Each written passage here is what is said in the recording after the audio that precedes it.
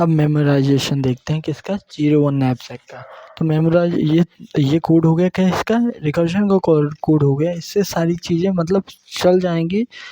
दिक्कत तब है TLE मार देगा, TLE इन द सेंस कि ये मार देगा कि टाइम लिमिट एक्सीड। तो इसको और ऑप्टिमाइज़ करना पड़ेगा इस कोड को।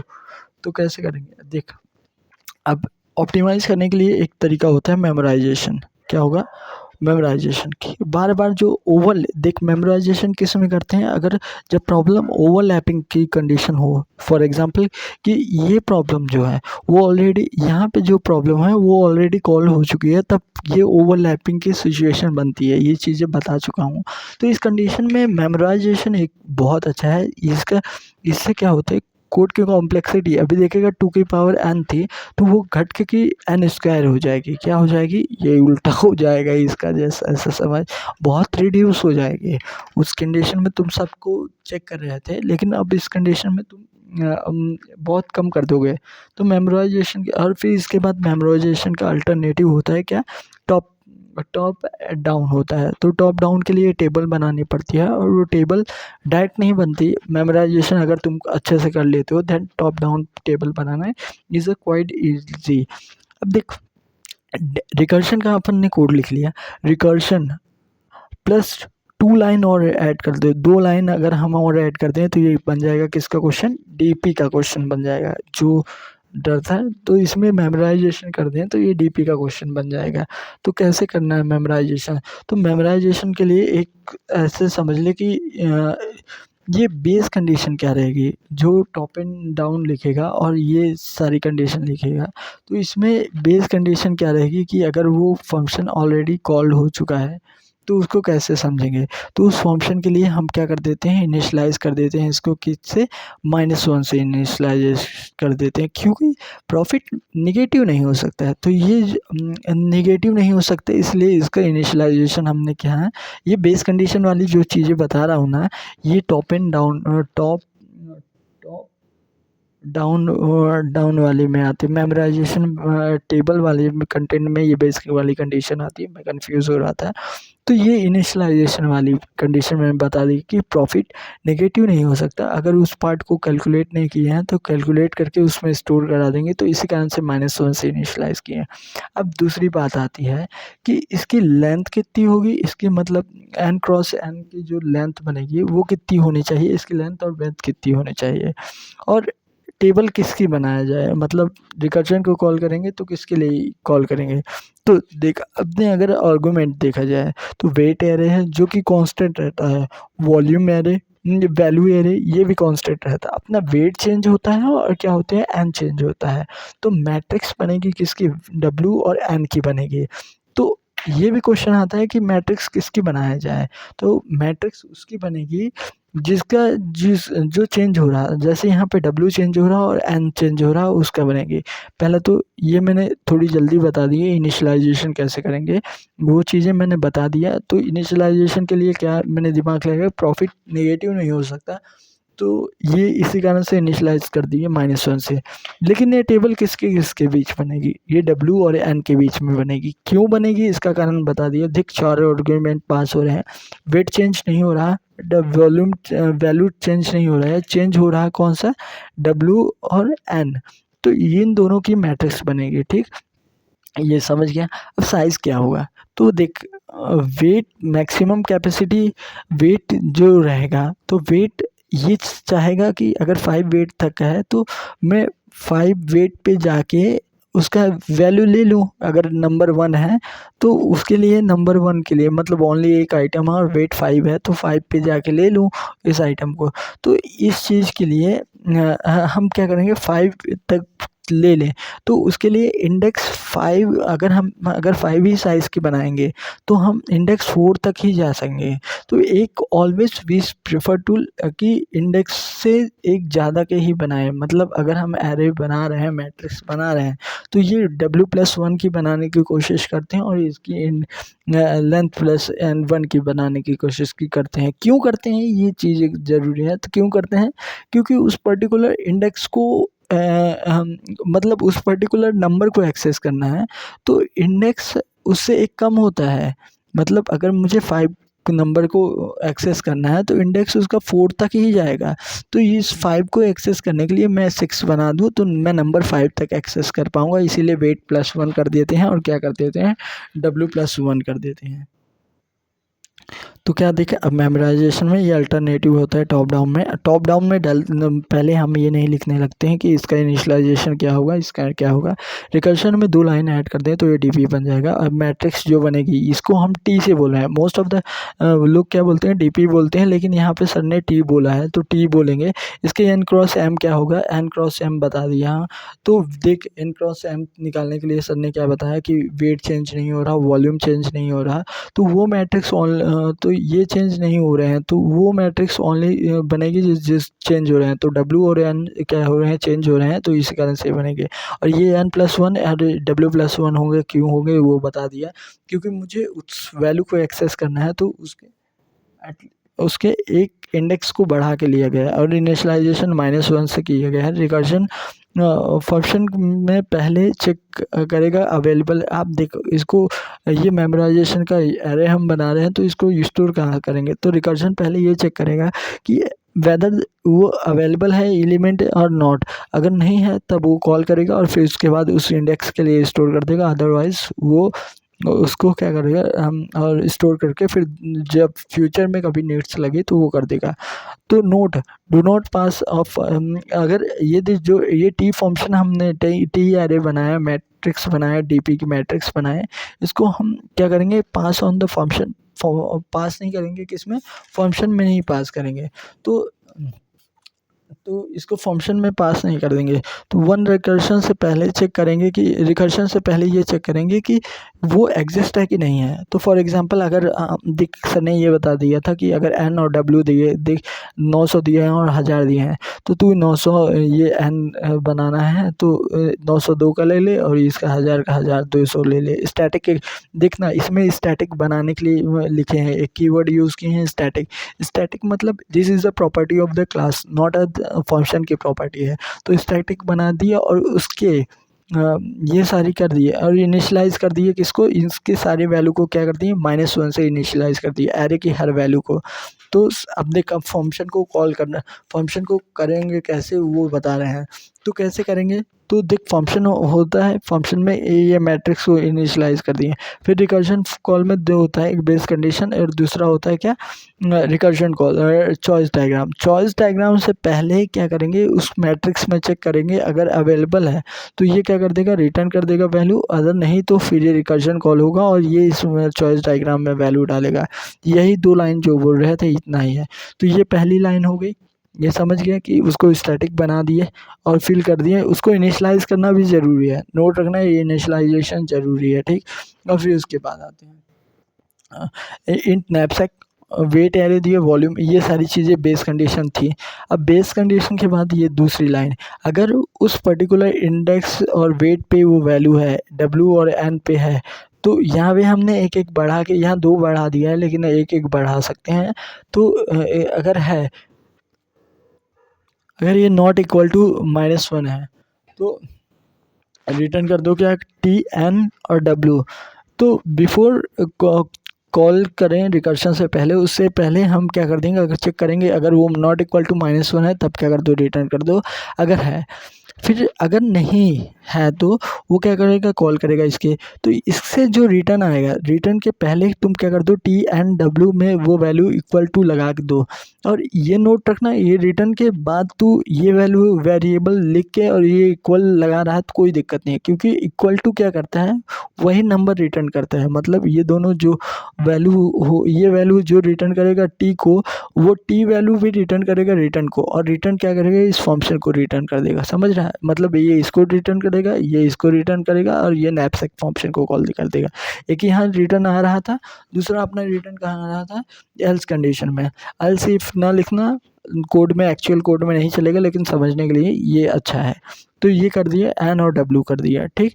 अब ये हो गया मेमोराइजेशन। अब मेमोराइजेशन के बाद आते हैं डीपी का टॉप डाउन वाला अप्रोच। तो मेमोराइजेशन करें या डीपी का टॉप डाउन अप्रोच लगाएं, दोनों की कॉम्प्लेक्सिटी सेम होती है। Memorisation function call multiple time होता है, तो इस दिक्कत क्या आती है मेमोराइजेशन और टॉप डाउन लगाने की। मेमोराइजेशन क्या करता है, बार बार क्या करता है, फंक्शन कॉल करता है। मतलब मेमोराइजेशन क्या करेगा, फंक्शन कॉल करेगा, एक बार, दो बार, तीन बार, चार बार, ऐसे। तो क्या हो सकता है, प्रॉब्लम आ सकती है, स्टैक ओवरफ्लो फ्लो की क्या हो सकती है, एरर आती है। एक क्वेश्चन ही बस ऐसा है जिसमें सर बताए कि इतने क्वेश्चन किए जिसमें मेमोराइजेशन के कारण स्टैक ओवरफ्लो आई, और बर्न नहीं तो बाकी सारे क्वेश्चन मेमोराइजेशन से चल गए। Mistake one question order of the miss में। अब देख, मैंने कुछ जब इसको एक्चुअल कोड लिखा तो मैंने क्या किया, एन डब्ल्यू की जगह डब्ल्यू एन लिख दिया था, उसको करेक्ट किया फिर बाद में। तो ये मिसमैच हो सकता है, तो कोड को अच्छे से देखो। तो अब आते हैं रियल फाइनल कोड। 01 नैपसैक का देख लिया, और टॉप डाउन अप्रोच अब देखते हैं। जो 01 नैपसैक का और टॉप डाउन का कोड है एक्चुअल, वो देखते हैं। तो देख, real dynamic programming top down ही अप्रोच है। तो इसके लिए क्या होता है, देख, नॉर्मल जब हम रिकर्शन कॉल किए तो इसमें बेस कंडीशन और रिकर्शन कॉल हुई है, ठीक। और जब मेमोराइजेशन किए तो रिकर्शन कॉल और ये क्या हुआ, ये टेबल यूज़ हुआ है। अब टॉप डाउन यूज करेंगे तो ये टेबल बस यूज़ होगी। तो उसी चीज़ को लिखा गया है, और ये डोंट वरी कि एक ही क्वेश्चन में बस आया है, क्योंकि स्क्रिबल स्ट्रिंग करके जो क्वेश्चन है उसी के बारे में बस आया है, कि जिसमें क्या स्टैक ओवरफ्लो करके आया था। तो पहले रिकर्जन कॉल किए, रिकर्जन कॉल प्लस मेमोराइजेशन किए, अब टेबल बस यूज़ करेंगे। तो टेबल में देख, ये क्या होगा, जो बेस कंडीशन होती है उससे हम देख, अब टॉप डाउन अप्रोच जो होती है उसमें दो स्टेप होते हैं, कि इनिशियलाइजेशन और दूसरा क्या होता है, रिकर्जन कॉल करके रिकर्जन कॉल को कन्वर्ट कर देते हैं आइटरेटिव में। तो पहले इनिशियलाइजेशन जो होता है वो ये क्या करता है, जैसे एरे है तो एरे मैट्रिक्स है, तो ये इधर पार्ट को और इधर पार्ट को इनिशियलाइज़ करना है, यही लॉजिक है। और ये इनिशियलाइजेशन फिल किया जाता है जो रिकर्जन की बेस कंडीशन होती है ना, रिकर्जन के इसकी बेस कंडीशन, हाँ, रिकर्जन की जो बेस कंडीशन होती है उसी से ये फिल किया जाता है, और इसी से ये फिल किया जाता है। और दूसरा ये जो सेकंड स्टेप होता है इटरेटिव का, तो ये फिल किया जाता है, जो टी डायग्राम चॉइस डायग्राम बना है उसमें ही चेंजेस कर देते हैं, उससे बन जाता है, ठीक। तो देख, हम किस तरह करना है मेमोराइजेशन। तो देख, टेबल जो बनती है किसकी, टॉप एंड डाउन की। मेमोराइजेशन बोल रहा था भाई, टॉप एंड डाउन की जो टेबल बनती है, तो इसमें वेट दिया है और वैल्यू दिया है और कैपेसिटी दिया है। तो कैपेसिटी की जैसी है 7, तो अपन उस वहाँ 7 इंडेक्स तक बनाएंगे, और इसमें कितने एलिमेंट हैं, 4 हैं। तो 4 हैं तो मतलब इसकी 5 बनेगी, और ये इंडेक्स 4 तक जाएगी। तो ये हुआ, ये एन आई बना दिए और डब्ल्यू जे बना दिए। एन को रिप्लेस किए हैं आई से, और डब्ल्यू को रिप्लेस किए हैं जे से। तो ये क्या बताना क्या चाहती है, तो देखिए ये क्या बताना चाहता है क्वेश्चन। तो फॉर एग्जांपल 2 और 1, कि हमारे पास एक ही आइटम है, और हमारी अगर उसकी नैपसैक की कैपेसिटी 2 है, तो इस समय मैक्सिमम प्रॉफिट क्या होगा। हमारा एक ही ऑब्जेक्ट है, अगर नैपसैक की कैपेसिटी 4 है तो हमारा मैक्सिमम प्रॉफिट क्या होगा। हमारा एक ही ऑब्जेक्ट है और नैपसैक की कैपेसिटी 6 है तो कितना प्रॉफिट होगा। हमारा एक ही, हमारे 3 ऑब्जेक्ट 3 आइटम है, और मैक्सिमम नैपसैक की वेट की कैपेसिटी, मैक्सिमम वेट कैपेसिटी जो है वो 5 है, तो देन मैक्सिमम प्रॉफिट क्या होगा। ये वो चीज़ें रिप्रेजेंट करती है। तो यहाँ पे देखेगा हमारे 4 ऑब्जेक्ट हैं, 4 ऑब्जेक्ट का 4 आइटम्स हैं ये चारों, और हमारी मैक्सिमम कैपेसिटी 7 है, तो इस समय मैक्सिमम प्रॉफिट क्या होगा, ये क्वेश्चन में रिक्वायर्ड है। तो यहाँ पे देखा 0 ऑब्जेक्ट और 0 कैपेसिटी है, तो क्या प्रॉफिट होगा मैक्सिमम। 0 ऑब्जेक्ट और पहला एक कैपेसिटी है, तो क्या प्रॉफिट होगा। इन सब में तो 0 होगा, और इन सब में भी 0 होगा, कि अपने पास वेट ही नहीं चाहिए और आइटम बहुत सारे हैं। तो ये देखिएगा, सब प्रॉब्लम से हम एक बड़ी प्रॉब्लम कर रहे हैं, तो यही तो डीपी कहती है, कि मतलब सब प्रॉब्लम से हम क्या कर रहे हैं, रियल जो प्रॉब्लम है उसको सॉल्व कर रहे हैं छोटे प्रॉब्लम से। तो ये समझ गया कि सब प्रॉब्लम क्या है। तो पहला देख, ये जो स्टेप लिखा था इनिशियलाइजेशन, और किसका लिखा था, 2 चीज़ें लिखा था ना, इनिशियलाइजेशन और आइट्रेशन, ये दोनों अलग अलग करना है। इनिशियलाइजेशन करने के बाद आइट्रेशन करना, क्योंकि थोड़ी मिस्टेक कर दिया था फर्स्ट टाइम, मैंने बताऊंगा क्या किया था। तो ये देख ये हुआ इसका मतलब समझ गया ना कि स्टार्टिंग में दो एलिमेंट है, दे और वेट उसके नैपसैक की 3 दें तो कितना होगा मैक्सिमम प्रॉफिट। तो जैसे दो क्या दे एलिमेंट, जैसे कि देख एलिमेंट 2 लिए हैं तो ये, और मैक्सिमम कैपेसिटी ये थर्ड वाला जो है पार्ट, इसके बारे में बात कर रहे हैं। तो दो एलिमेंट 1 3 ले लिए और इसकी नैपसैक की कैपेसिटी क्या है, तो वो चीज़ें को ये रिप्रेजेंट करेगा, समझ गया ना। तो ये चीज़ें वो रिप्रेजेंट करता है।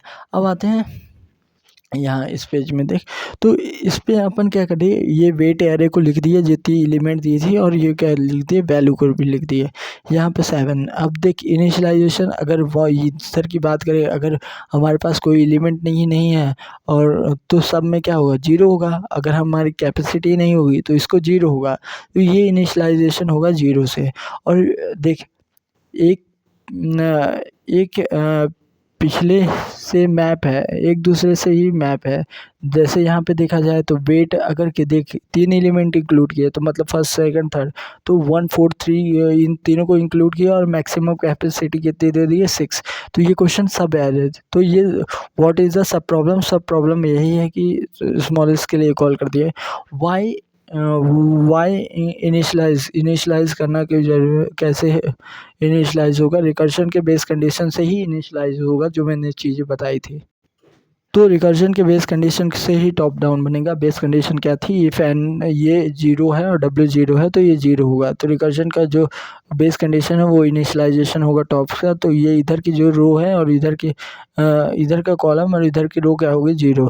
तो जैसे रिकर्जन में लिखे थे कि n equal to 0, W equal to 0, return क्या कर दो, 0।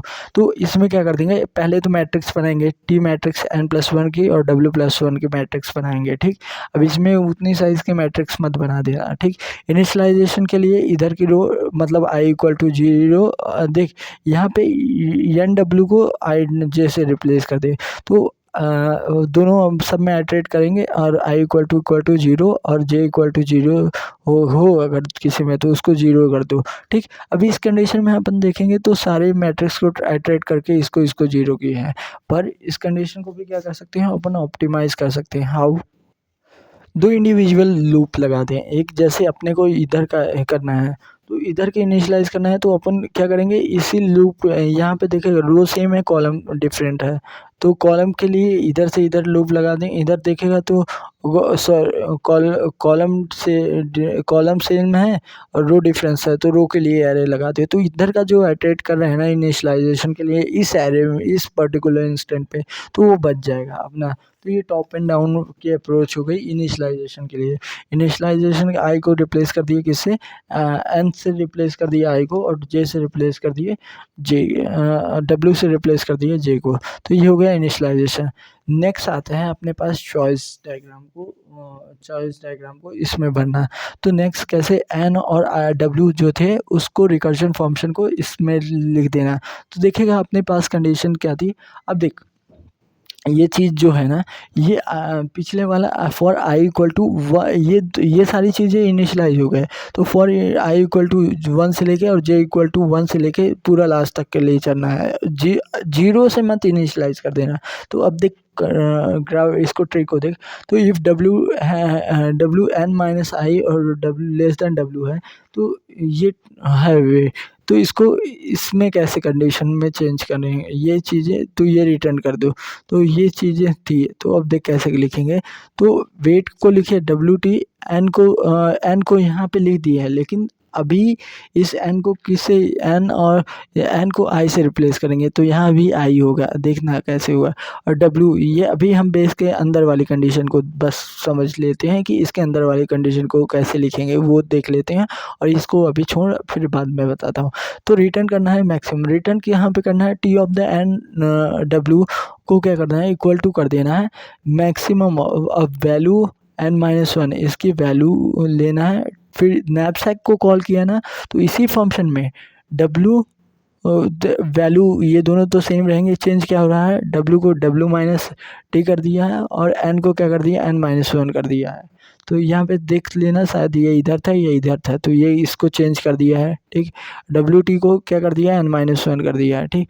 और फिर अगर नहीं इंक्लूड करते हैं तो T N माइनस वन जो दूसरा कंडीशन था, और W ये चीज़ था, नहीं सही लिखा हम, सही लो, ठीक।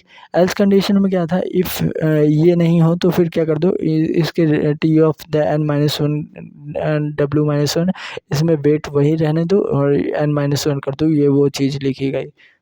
तो मेन जो फंक्शन का रिकर्जन कॉल था उसको हटा के टी कर दिया है। जो ये चीज़ें थी अंदर नैपसैक की, W वॉल्यूम और ये वेट और N, तो नैपसैक को हटा के टी लिखना है। दैट मीन्स अगर कहीं पे लिखा है वैल्यू N माइनस वन है तो और नैपसैक, तो ये नैपसैक वाला देख, नैपसैक को समझाने की कोशिश कर रहा हूँ। नैपसैक वेट वॉल्यूम और W minus WT N minus one और ये N माइनस वन है, तो इसको क्या करेंगे, इस तरह ही लिख देंगे। इसको इधर नैपसैक की जगह T लिखेंगे, N माइनस वन की जगह N माइनस वन लिखेंगे और W minus W N minus one ये लिख देंगे। तो ये हो गई क्या, अब ये हो गया। अब प्रॉब्लम है कि इसमें N माइनस वन N तो सेम रहेगा, रिकर्जन कॉल तो नहीं हो रहा है। तो फाइनल जो कोड है रिकर्जन के बाद, तो देखिएगा final code, if WT N minus one is less than और इक्वल टू WT, तो ये इसको हटा के T कर दिए हैं हर जगह, नए फंक्शन को कॉल करने की जगह T कर दिए हैं और ये क्या कर दिए हैं, यहाँ भी T कर दिए हैं। अब फाइनली लूप अप्लाई करेंगे और उसके अंदर लिखेंगे। तो जो मैं बोल रहा था, I इक्वल टू वन से लेके I N minus N plus one I plus plus ये J इक्वल टू वन से लेके वेट प्लस वन, ये रो था और ये रो N था और ये W था ना, तो इसी कारण से हुआ है, देख लेना, प्लस वन। अगर क्या हो इफ़ वेट, ये अब देख जो कोड था अपना, जो कोड था उसमें जहाँ पे आई है, एन है, तो उसको आई से रिप्रेजेंट कर दिया, जे को किसी डब्ल्यू को जे से रिप्लेस कर दिया। तो अब देखते जाना कोड में, इफ़ ये चॉइस डायग्राम वाली, इफ़ वेट ऑफ वेट, ये जो है एन को किससे रिप्लेस कर दिया, आई से, और माइनस वन है वो चीज़ हो गई। जे ग्रेटर देन जे, जो कैपेसिटी थी उसको किससे रिप्लेस कर दिया, जे से, तो V less than greater than J. तो इसका जो रिटर्न था, तो ये चीज़ें तो देख ही चुके थे, लेकिन यहाँ पे जो एन, जैसे देख वैल्यू N माइनस वन था, इसको एन को रिप्लेस कर दिया आई से, और ये सारी चीज़ें जो हैं वो इंक्लूड करने के बाद, तो देख टी ऑफ द आई जे है। अगर वेट क्या है, जो जे क्या है बता रहा है, जे ये बता रहा है ना कि मैक्सिमम कैपेसिटी है। अगर मैक्सिमम कैपेसिटी अभी ज़्यादा है और वेट करंट वाला वो कम है, कम और लेस इक्वल टू है, तो उसमें क्या करो, इंक्लूड करोगे तो क्या करोगे, नंबर को तो उसको तो घटाओगे ही, N माइनस वन तो करोगे ही, और तुम क्या करोगे उस वेट में टी में जे माइनस वन भी करोगे, जे माइनस वन मतलब देख N माइनस वन तो करोगे ही, मतलब ये देख वैल्यू तो लोगे, उसकी वैल्यू ऐड करोगे, प्लस उसमें T of N minus one, N minus rho तो हो गया, कॉलम को देख W माइनस, तो W हो जाएगा जे माइनस, तो देख जे माइनस WT है वही लिखे, I माइनस वन लिख दिए। तो जो टी डायग्राम वाला था कॉन्सेप्ट वो लिख दिए और कॉमा लगा के ये भी उसी तरह लिख दिए, और टी डायग्राम में ये TIJ equal to TI plus one और जे, और ऐसे ही क्या करेंगे लास्ट में रिटर्न कर देंगे NW। तो इसकी टाइम कॉम्प्लेक्सिटी देख, अपने को क्या है, एक मैट्रिक्स ही तो भरना है जिसका N क्रॉस W था, तो वो इसकी क्या हो जाएगी, टाइम कॉम्प्लेक्सिटी हो जाएगी। दोनों अगर ये टॉप डाउन अप्रोच लिख रहा है और वो लिख रहा है, दोनों के सेम कैपेसिटी हो गए। एक मैंने अब्दुल बारी सर से एक समझने के लिए लिया था कि प्रोडक्ट ये है, वो प्राइस ये है और W ये है, तो कैसे हो रहा है, तो ये 0 0 हो गया, 0 0 हो गया। तो इनिशियलाइजेशन समझ गया तक इसके। अगर मेरे पास एक आइटम है जिसकी वेट 2 है, तो ये इंक्लूड तभी होगा जब इसकी कैपेसिटी 2 हो, तो ये इंक्लूड हुआ और उस समय प्रॉफिट कितना हुआ 1, तो इसी कारण से ये ऐड ऑन है, और बाकी इधर 1 1 है और इधर 0 हो गया। अब मेरे पास आइटम 2 हैं, तो और दोनों को अगर मिला दिए 3 + 2 5 है, 5 मैक्सिमम कैपेसिटी होना चाहिए, तब फ़ायदा 3 का होना चाहिए। तो 5 पे 3 है, अगर नहीं होता जब तक, अगर ये 3 पे है तो 3 है, तो 3 में प्रॉफिट कितना है देख, 3 में कितना है, 2 का है, कि मात्र इसी को बस सिलेक्ट कर रहा हूँ, अदरवाइज़ मैं इसको सिलेक्ट कर रहा हूँ। तो इस तरह से ये चॉइस डायग्राम भरा जाता है। अब्दुल बारी सर से ये देखा था, तो इस तरह से वो होता है। तो ये देख लिया 0-1 नैपसैक, इसके बेसिस पे ये सारे क्वेश्चन सॉल्व होते हैं। Subset sum problem, equal sum partition, count number of the sub array, minimize the sub, ये जितने भी क्वेश्चन है ये सारे उसी के बेसिस पे सॉल्व होते हैं। अब एक चीज़ और बता दूँ, फॉर एग्जांपल अगर मुझे क्या करना है, मैट्रिक्स बनाना है किसकी, ट्रू फॉल्स की, तो नॉर्मली जब तू ट्रू फॉल्स की मैट्रिक्स बनाएगा तो बुलियन की बनाएगा, तो बुलियन वो वाला तू ऑब्जेक्ट बनाएगा ना, तो उसमें उसमें क्या हो जाएगा, फॉल्स हो जाता है। तो डिफ़ॉल्ट वैल्यू क्या हो जाती है, फॉल्स हो जाती है। तो फॉल्स नहीं रखना है वैल्यू, उसके लिए तू क्या कर दे, ऑब्जेक्ट टाइप की मैट्रिक्स बना, और मैट्रिक्स क्या बना दे, मैट्रिक्स बना दे क्या, ऑब्जेक्ट टाइप की। और ऑब्जेक्ट में क्या होता है, इसमें अगर तू वैल्यू नहीं कंपेयर कर पाएगा कि नॉट इक्वल टू फॉल्स, वो तो ऑलरेडी वैल्यू फॉल्स से स्टोर हो चुकी होगी, तो इस तरह की बना और इसको नॉट इक्वल टू नल कर दे। ये क्वेश्चन में नेक्स्ट में देखते हैं, बताऊंगा। ये नॉट इक्वल टू नल कर दिया कर, ये आया है यूज़, तो नॉट इक्वल टू नल कर दिया कर, तो इसके अंदर ट्रू फॉल्स वैल्यू नहीं स्टोर हो गई। इक्वल सम पार्टीशन में बताता हूँ।